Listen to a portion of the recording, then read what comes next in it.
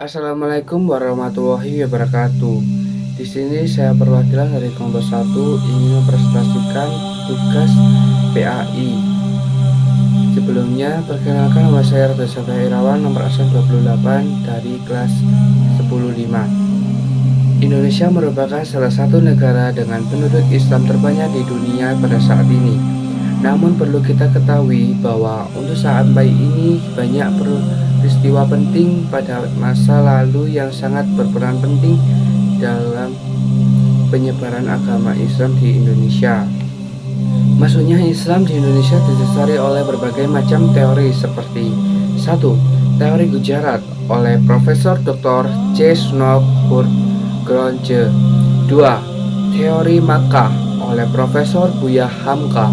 3. Teori Persia oleh Profesor Dr. Hussein Diningrat. 4. Teori Cina oleh Profesor Dr. Slamet Mulyana. 5. Teori Maritim oleh N.A. Baloch, yang masing-masing mempunyai pengertian.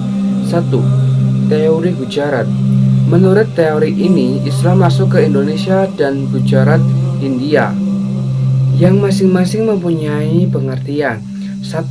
Teori Gujarat. Menurut teori ini, Islam masuk ke Indonesia dari Gujarat, India.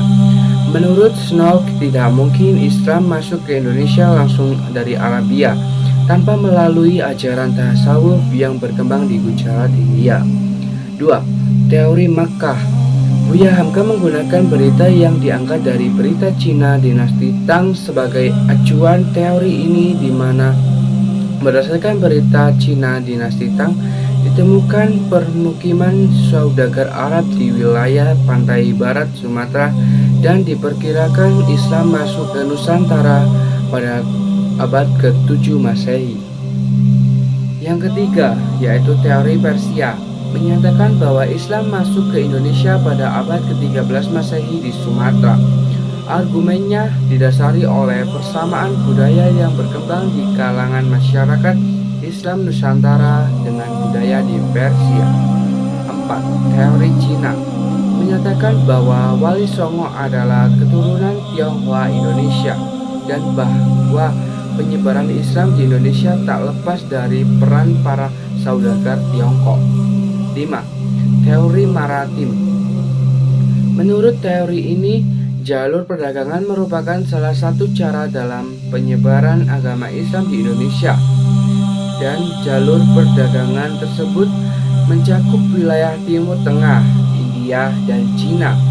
Menurut N.A. Baloch, hal itu terjadi karena umat Islam memiliki kemampuan dalam penguasaan perniagaan melalui jalur maritim.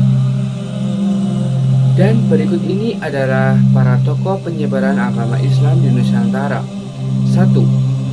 Sultan Malik al-Saleh 1267 Masehi sampai 1297 Masehi.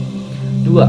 Sultan Ahmad 1326 Masehi sampai 1348 Masehi. 3. Sultan Alauddin Riayat Shah 1538 Masehi sampai 1571 Masehi.